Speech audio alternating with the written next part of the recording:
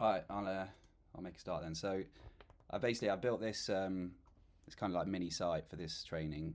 Um, so I've done it in a way so it can be used as like a constant reference going forward. So I've been quite thorough in parts, a little bit wordy, but I'm just going to kind of scan through it all with you today, and then the idea is that you can then dig deeper into the bits that you want to, after the fact.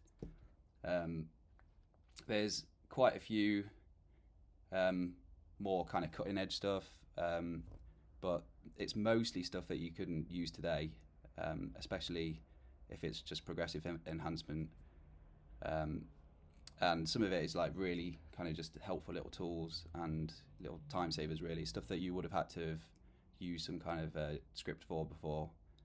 You can now just do it with like one line of CSS. So yeah, I'm going to cover quite a lot quite quickly. So if you've got any questions at any point, or if you think I'm going too quickly, just raise a hand, and just let me know.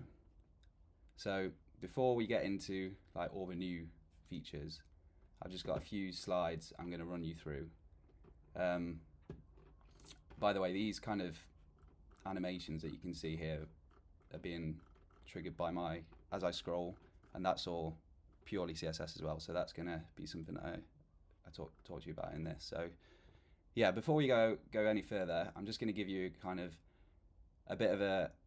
give a bit of context in terms of what CSS is, how it works, like what the current situation is with CSS today, and like how it got there. So I just think it kind of helps to have that context in terms of like how it works. So I feel like most of you will have at least caught like the back end of like the CSS era. So there was a time when basically everything in CSS was referred to as CSS3. Everything new, that is. Back when we had like border radius, it was a brand new thing that would have been like part of CSS3. But yeah, that era began well over a decade ago now, and it was quite there was quite a lot of buzz around it. It got a lot of coverage. There was a lot of courses done on it, books written. The term has kind of fizzled out a bit over the last few years, and rather than that being because we've now got CSS4, it just went back to being called kind of plain old CSS. And in fact, it was kind of pretty like categorically said at the time that there would never be a CSS4. And to understand why, and why that may no longer be the case, we need to kind of understand how CSS has evolved over time. So basically, originally, CSS was just one big mega specification. So for CSS1, CSS2, and CSS 2.1, it was just one big massive specification that included everything that CSS had in it. And then after CSS 2.1, it was split into basically a vast collection of individual modules, which would be then free to advance at their own pace. So you've got some modules, such as CSS selectors, which have always been around. They began at CSS selectors level 3 to show that they were continuing on from the 2.1 spec. Other modules were brand new, like Flexbox, Grid, things like that. So they would have started at level 1. And then, so regardless of their individual level, every CSS module from this point on would come under the umbrella of CSS3. So this is why, logically, you could say that there would never be a CSS4, because you'd only have the individual modules advancing. So there would only ever be like a CSS selectors level 4 or a transitions level 2, for example. So that's why it was said there won't be a CSS4, because it doesn't make sense. So this graph shows Google searches for the term CSS3 from 2007 to 2024. So you can see, I think the interest in it peaked around kind of 2013, and then there's quite a big drop off since then, to the point where it's just, it just doesn't really get searched anymore. Nobody really thinks of it as CSS3 anymore. So yeah, with the individual CSS modules now kind of advancing independently of each other, the CSS3 term has naturally died off, but this has kind of had unintended consequences that have come with it. So it seems to have created a perception that CSS itself isn't really moving, and then it's become a bit stagnant, with developers basically, it seems like they're paying less attention to new CSS features, or are just less aware of them, basically. And I think the reason for that is because it's a lot harder to promote lots of little advancements, like a new thing in CSS selectors, than it is, to promote like a memorable catch-all buzzword like CSS3, which people can include in like job descriptions and stuff like that. And so this is seemingly like the realization that the CSS working group have arrived at, who kind of make all the decisions around CSS. So yeah, CSS4 and CSS5, etc., is going to be coming now. So after there was a GitHub discussion, it spanned several years. So it was started in 2020, so right in the middle of COVID. So that's why it's taken so long for there to be a decision on it. But basically, a decision was made in November last year to start defining CSS4. So what it is, though, there won't be any actual changes to the way CSS is worked on, or the way that the individual modules advance. It will still stay as it is. So it's basically just batching all of the individual features into like buckets of, this is CSS4, this is CSS5. So you're just kind of sticking a label on it, and it's literally just for the benefit of like the community being able to understand it better and to be able to market it better, essentially. So it's a marketing decision more than anything else. So it's hoped that this will kind of eliminate misconceptions that CSS is now stagnant, which couldn't be further from the truth, as hopefully you'll see today. And yeah, so if CSS4 becomes a thing, it's gonna, people are going to be falling over to like make courses, all the CSS4 features, and writing books, blog posts, and everything. So it's going to help developers learn, teachers teach, employers hire. There's quite a lot of potential upside to that. So the first step of this new kind of push to market CSS is they've just created a brand new logo.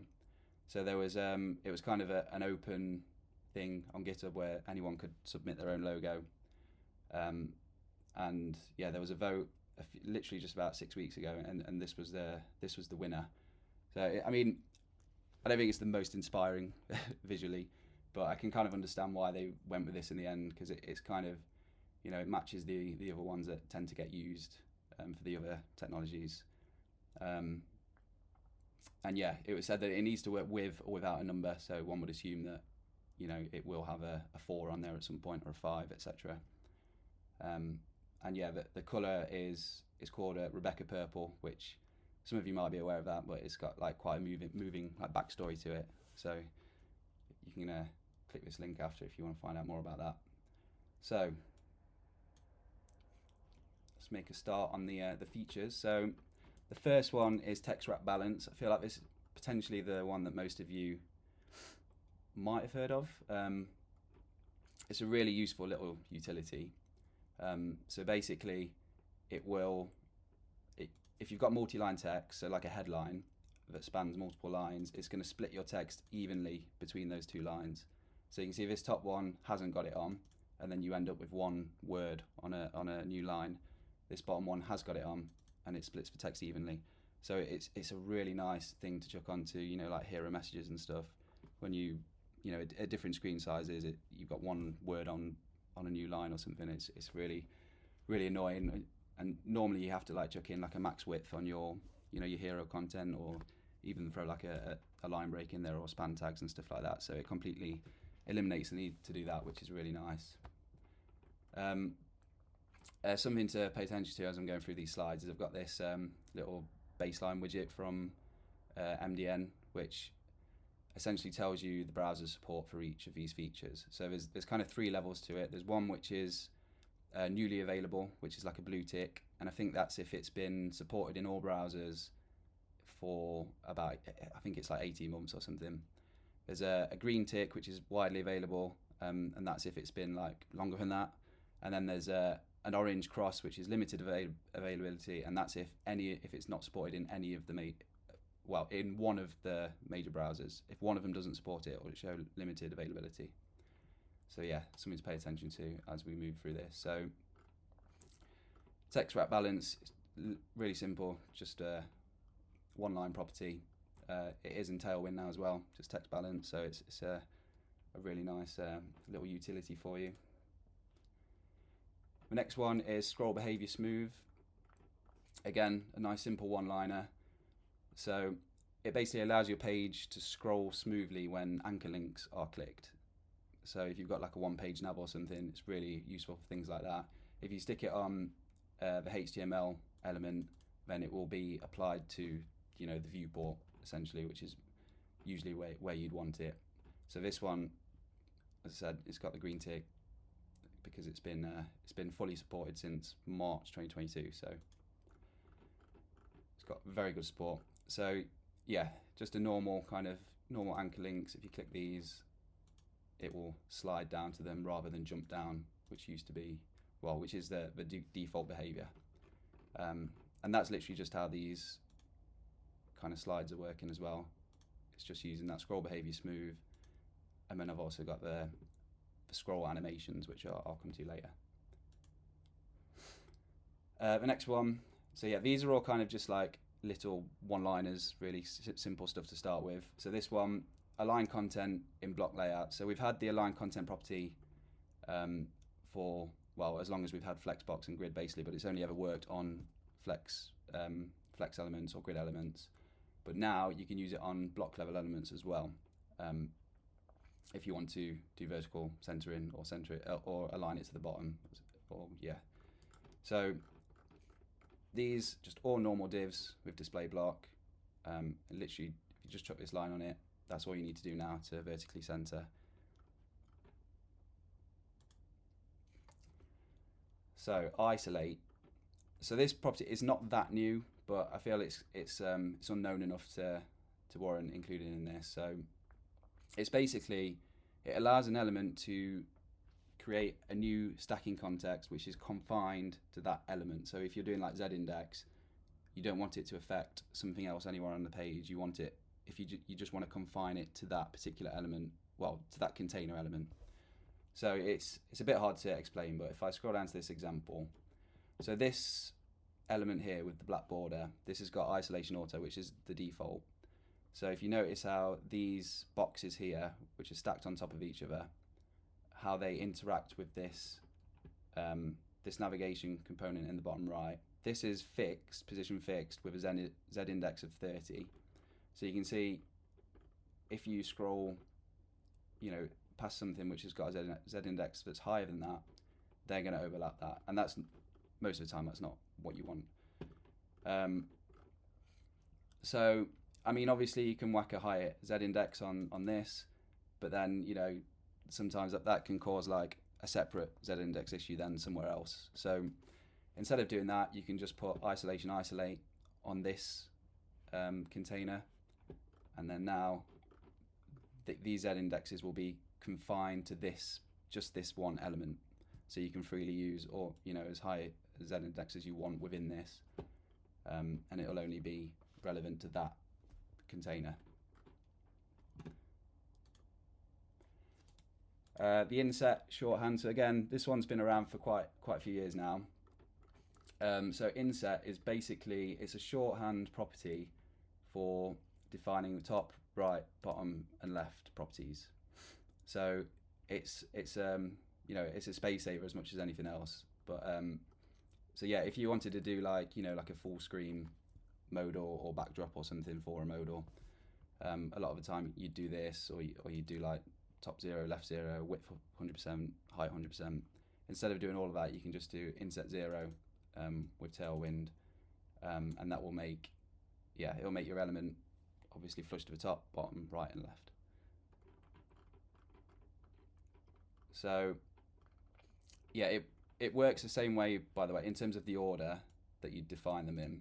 It works the same way as like padding, margin. So it goes top, right, bottom, left. So to remember it, it's literally just clockwise, essentially. So you start at the top and then go around. So just a few examples just to illustrate how it works. So if you do inset 25%, this element is 25% away from each of the edges. And there's Tailwind classes for most of the things that you'd want to do. if you just pass it two values, so it'll take the first value will be the top and bottom, and the second value would be the left and right. So this is obviously flush to the top, and then it's a third of the way from the left and a third of the way from the right. And yeah, so just a simple little shorthand property there. So the light dark function, I'm not going to go into this in too much detail. I don't think we'd actually need to use this much because we obviously use Tailwind. But what it is essentially, it's a new function which allows you to define a color to use when it's in light mode and a color to use when it's in dark mode. So instead of having to wrap things in a preferred color scheme media query, you can literally just use this function, and then if your site is currently in light mode, the text color would use that one, and if your theme is currently in dark mode, then it would use that for the text color. So it's quite a nice, again, a nice little space saver if you're just writing vanilla CSS. So it requires this color scheme property as well, which you just put on your root. Most of the time you should have it in this format, which basically ensures that you're letting the user's settings make the decision rather than deciding it should be light by default or dark by default. But sometimes you do want that, in which case it's literally just, if you wanted to force a light mode, you just use that. So just a little example here. So this little div on the left, it'll have these colors currently in light mode for the background color, text color, and the border. If I switch it to dark mode, it now uses these colors. So moving on to the more interesting stuff now. So this is the has pseudo class. So it doesn't look that exciting on first view, but I think pound for pound, it's probably one of the most kind of powerful and interesting things that CSS has released in quite a while. So the base kind of functionality for it is pretty simple. So it allows you to select an element that contains another element. So in this simple example, you're giving all divs that contain a paragraph a red background. You can use it in Tailwind as well. There's Tailwind support for it. It can get a bit clunky though if you're doing, because you can put basically any valid selector in here as well. So yeah, it can get a bit unwieldy in your markup if you're using Tailwind for it. So the obvious use case is to target elements containers. So in this example here, we've got a label which contains a radio input, and then what we're going to do, what you can do then is, so you do label has, and then we want to apply these styles if it contains an input that is checked. So then if you check any of these, the parent container of that input will then get the different styling. So it's really useful. And so here you can see it's with Tailwind, even with just a simple one like that, it starts to look a bit ugly already. So you can also, because like I said, you can put anything in here. You can get quite creative with it. So something else you can now do, as well as targeting parents, you can also now target an element's previous sibling. So you've always been able to select the following element. So we've always had this, which is called the adjacent sibling combinator. So what that does is this will allow you to target any paragraphs that immediately follow an image. So we've had that for a long time now.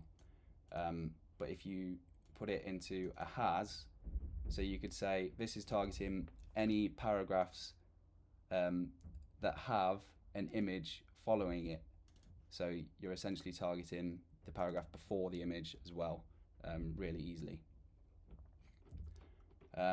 Again, you can do this stuff with Tailwind, but it gets a little bit confusing just because, so this is on the image, but you're actually styling the P that follows the image. So I don't know if that gets a little bit confusing if you're using Tailwind for that. But yeah, you can do so much more with it. So you can even use it as a kind of if you put it on the body tag, you can use it as a kind of global detector of stuff on your page, because it's not limited to just like direct parents. So you could say body has, and then you can put anything in here that might be on your page. So you could body has sidebar, and then you can chain another selector on. So you can say like if body has sidebar, make my main content section a certain width or something like that. So there's a lot of potential usage for this. Something I already use it for quite often is so when I'll do like when the body has an element with like a modal active class, or if it has an element with a menu active class, I'll disable the scroll on the body. So obviously you can scroll now. If I open the menu, now you can't scroll. So that's literally just that's performing that function essentially. So yeah, like I said, the scope is massive with has. It opens like so many doors to basically accomplish stuff with CSS that you'd normally have to use JavaScript for. So this is just one simple example. So you can literally, you can create a full kind of tabs system with it. So it's literally just saying, if this tabs container has, so these are inputs under the hood, by the way. So if it has an input, which is has a class of tab 1 and it's checked, then show the tab panel 1 div, and then the same for 2 and 3. But I think because it can do it, it doesn't mean we should do it in CSS. A lot of the time, JavaScript will still be the more appropriate tool for the job, especially in this case, because if you're having if you're adding new tabs, it's not really a scalable solution. Probably not the best for accessibility either. So even though it opens a lot of doors, you need to be careful like which ones you actually walk through. So container queries. This is another thing I've been using quite a lot of lately. So it's quite a simple concept. So they're just like normal media queries, but they're based on the element's container size rather than the viewport size. So the huge benefit of container queries is it means that like a component can be styled based on its own width. So it can be dropped like anywhere into your layout. So you can drop it into the sidebar, you can drop it into a full width content section, and it will always use the appropriate styles, essentially, or it will always just work. So this is the standard CSS syntax. So instead of @media, it's just @container, and then the rest is the same really. You can do it in Tailwind. So it's not out of the box in Tailwind. It does require a plugin, but it's really simple to set up, and the syntax is quite nice in my opinion. So just show you this cards example. So this basically shows this is all the exact same card component in an assortment of like different grids. So you've got 2 column, 4 column, 3 column, and it doesn't matter where this card is dropped. It will always use the appropriate styles because it's based on the styling is based on its own width. So you can see these smaller ones, the text size is a bit smaller. As it gets as that card gets a bit bigger, we make the text size a bit bigger and we show an icon. If the card gets a bit bigger still, make the text a bit bigger again, and then show a descriptive text. And if I resize the browser, you can see these so the columns in the grid change, and it would just be, that would be a nightmare to style if you were just using normal viewport media queries. But because we're using container queries, it doesn't matter. The card is always using the appropriate styles. So this is how you do it in Tailwind. So you just stick @container on your container that you want to work within, and then instead of like XS P5, you just stick an @ in front of it, and you need to remember that these are not the same values as like your viewport queries. because it wouldn't really make sense, because for container queries they need to be more granular. Because for example, for a card element, I wanted to start making changes when it got to 300 pixels or something, then 500 pixels, 600 pixels. So these are a lot more granular, but they are there's like a table with all of the default sizes in the plugin repository. So yeah, you can just look at that if you need to. But yeah, something I've been using quite a lot of lately, and it's it's really nice. So the next one is transitioning to height and width auto. So something that is always it's a bit of a frustrating thing in CSS. You don't always know what the width and height needs to be, because it's kind of dynamic content. It could be anything. So it usually means that you can't animate it with CSS. But that has basically been fixed with, it's literally just like an opt-in property that you just stick on your root. So it's interpolate size, allow keywords, and then that literally just essentially fixes it. So I think this might be the first one we've looked at which has got limited availability, but it's got supported in Chrome, supported in Edge, just not in Firefox and Safari at the moment. So just as an example, we've got this button here. It's 48 pixels by default, and then on hover we want it to basically just take the width that it needs to based on the text. So obviously the text could be any length. So we need that hover width value to be auto, because otherwise you'd have to, if you want the transition, you'd have to set a fixed width on there normally. But we don't have to do that anymore. But yeah, this is even though this has got limited availability, this is a perfect example where you can just use progressive enhancement, because if that doesn't animate, it'll just snap into place, and that's fine, isn't it? It's not the end of the world. It's just the escalators becoming stairs. So that a height auto transition example as well. So if you've got this kind of pattern where you've got a grid of cards, we're giving it a fixed height to start with, so we're just showing a portion of it, and then we want to, when you click this button, you want to give it height auto to show the rest of them. So that doing it this way, obviously you can add as many cards in here as you want, or as little as you want, and it will always be the appropriate height, and you can animate it as well. So yeah, that's another nice easy one. So kind of similarly, another kind of common frustration with CSS is not being able to transition between display none and display block elements. I'm going to try and explain this. I feel like out of everything I'm going to talk about, this is potentially the hardest one to explain. So yeah, bear with me. So if you, to start with, if I just show you an example. So if I toggle this modal, you see it slides in from the bottom, and then it slides out from the top. So that's another kind of side effect of this, is that you can actually apply different entry and exit animations. So there's kind of two parts to what makes this work. So the main one is kind of transition behavior, allow discrete. So that kind of does the magic that allows you to transition between display none and display block.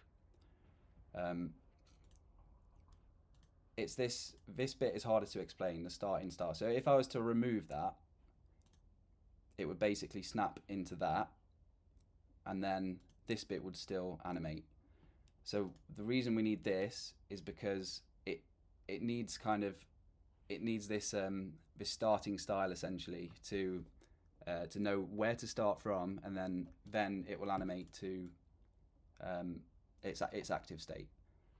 So the entry state is at the bottom of the screen, so out of view. Then it animates to its active state, which is that, and then when you dismiss it, it animates to its exit state, which is this.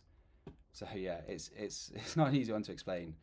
I've tried to do this kind of illustration to visualize it a bit easier. So what it does, this is what transition behavior allow discrete.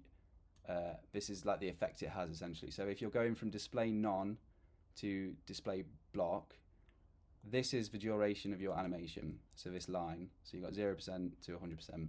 So at 0%, essentially before the animation starts, it will snap change from display none to display block. Then it will run the animation, from your, well, this is why you need the starting styles. Otherwise, it's got nothing to animate from. And then, it animates to your active styles. If you're going from display block to display none, it starts with your active styles, it runs the animation, and then it snap changes from block to none. So it's kind of like it's doing what you might have used JavaScript for before, where like if you did want to animate something out which is being removed from a page, you'd run the animation and then delay the element being removed from the page. So it's kind of doing that for you.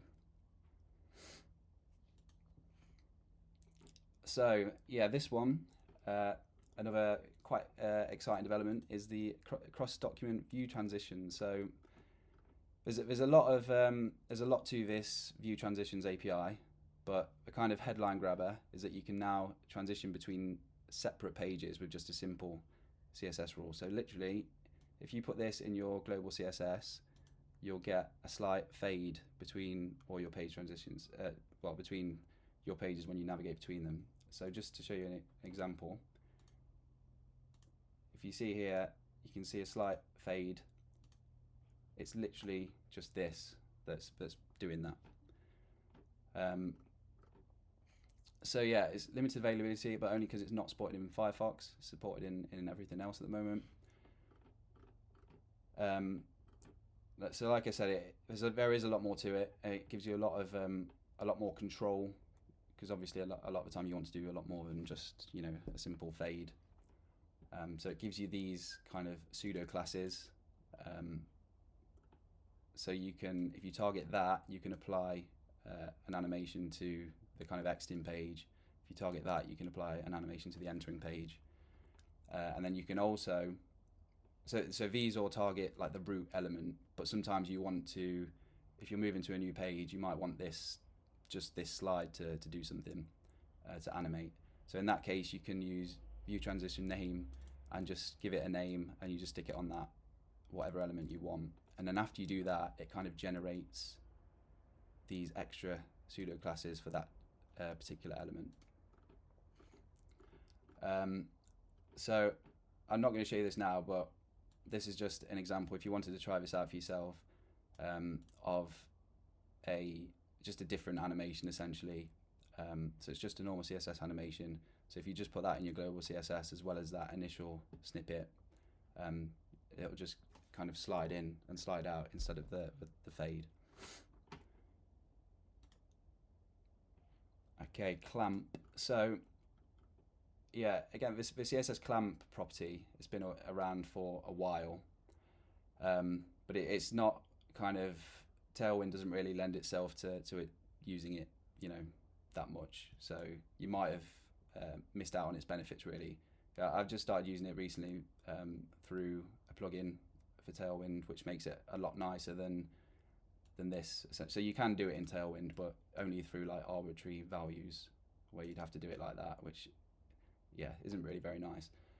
So what clamp is it takes 3 values, so a minimum value, an ideal value, and a maximum value, and you can use it anywhere you'd normally use sizing, so font size, padding, margins, anything really. So what it will do is, this is your kind of the ideal value, but if you just had font size 4 VW, as your screen size gets to a certain point, it's too big, and then if its screen size is smaller, it's too small. So this will clamp it, so it will never go below that, and it will never go above that. So it is really useful. So yeah, the benefits, basically as I've just described, if you were just to use that, when you get to a certain screen size, it's too small, and when you go bigger, it just gets too big.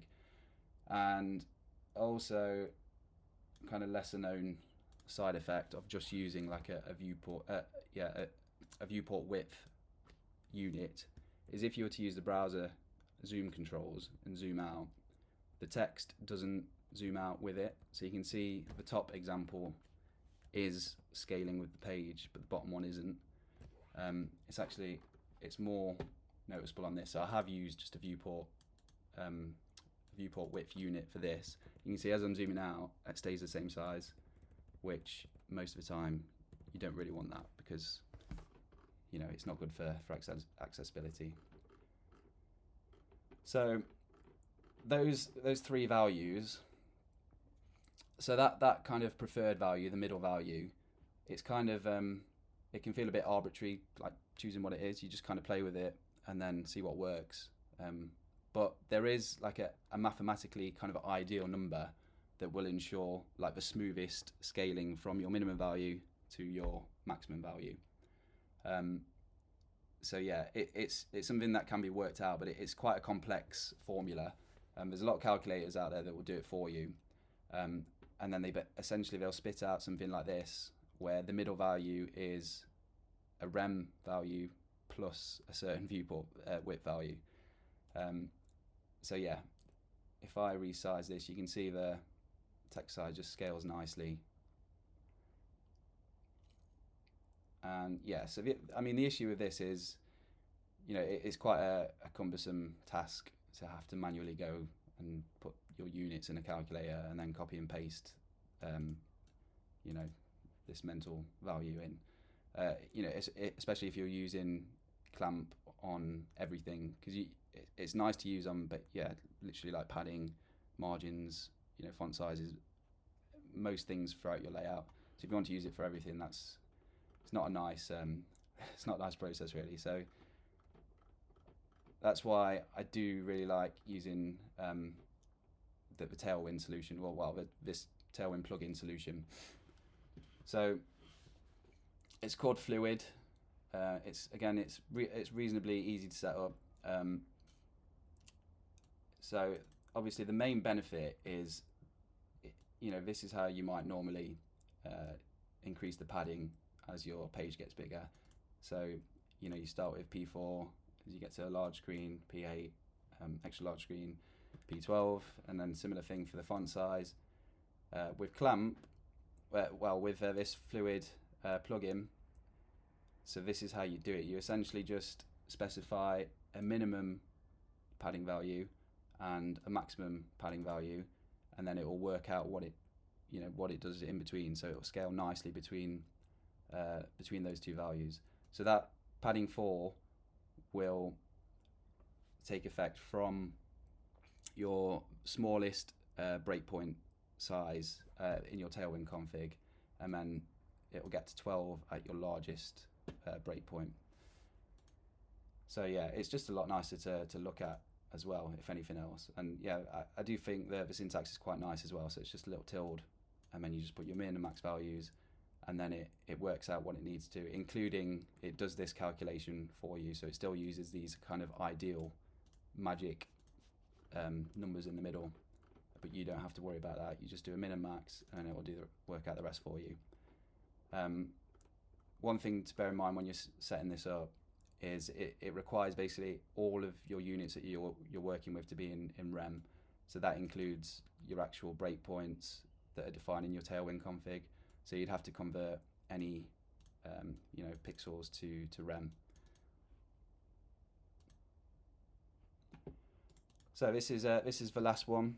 I feel like I've probably saved the best till last. So it's scroll-driven animations. So what this basically is we now have the ability to scroll our way through a CSS animation. Normally, obviously, you'd stick a duration on it, and then it would just play from start to finish. But we can play from start to finish by scrolling, essentially. So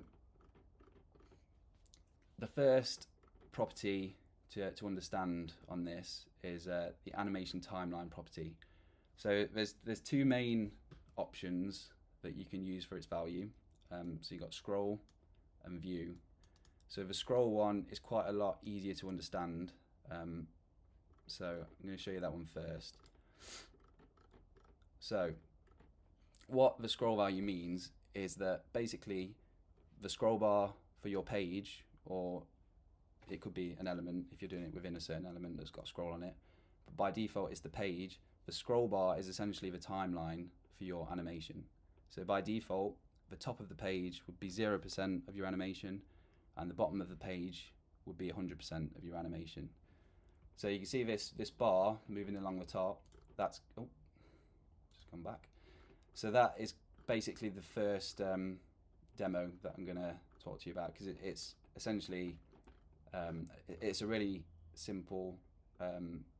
It's a very clear demonstration of how this works. So you can see that at the top, it's not visible, and all we're doing with this, by the way, is it's just a CSS animation that is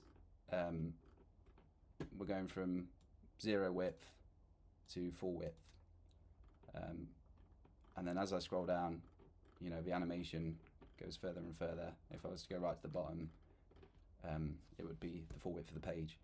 So all this is just very simple keyframes, as I said, going from width 0% to a full width at 100%. So now you've got the keyframes, you just need to apply those to the actual element. So you just do animation and then the animation name, or the name of the keyframes. So normally you normally have to put duration in here as well, but obviously that's it's completely redundant with this. You're using animation timeline scroll instead of that. So yeah, the duration is however quick you scroll from top to bottom, essentially. So yeah, that's literally all you have to do now to do, like a pure CSS scroll indicator. So before I move on to the view option, there's another property called animation range. So that is a shorthand for animation range start and animation range end. So by default, it's cover, which is essentially this. So it starts at 0% and it ends at 100%.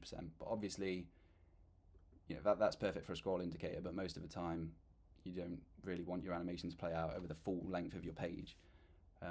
So in those instances, you can just specify like a portion of the page where your animation should play. So this, for example, it would, when you get 100 pixels from the top of the page, it would start the animation, and then when you get to 500 pixels down the page, it would stop the animation.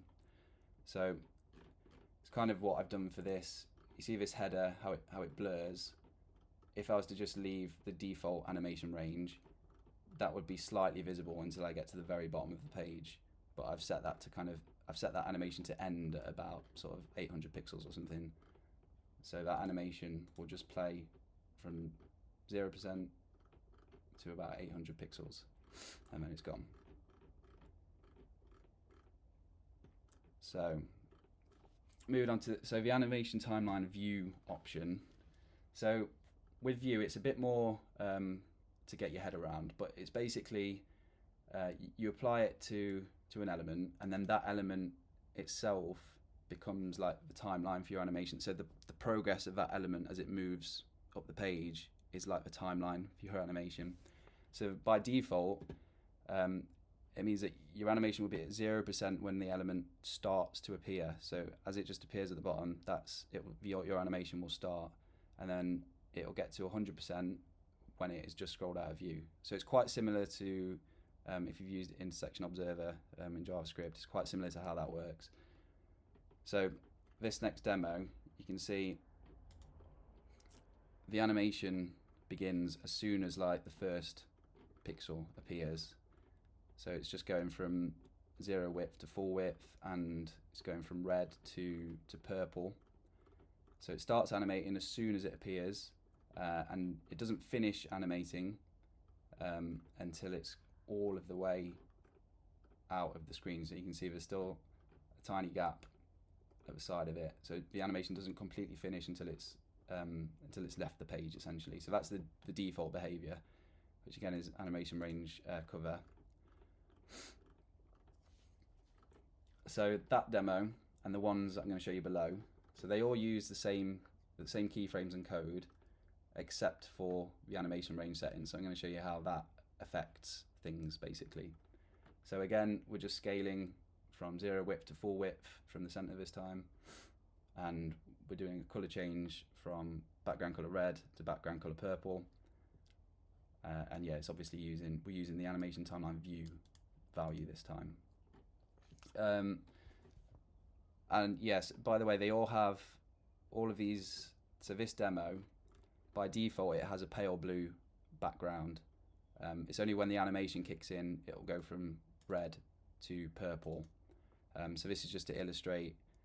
So if you see it go to blue, that means the animation is either before the animation is happening or after it's finished. So you can see that happening. So for this one,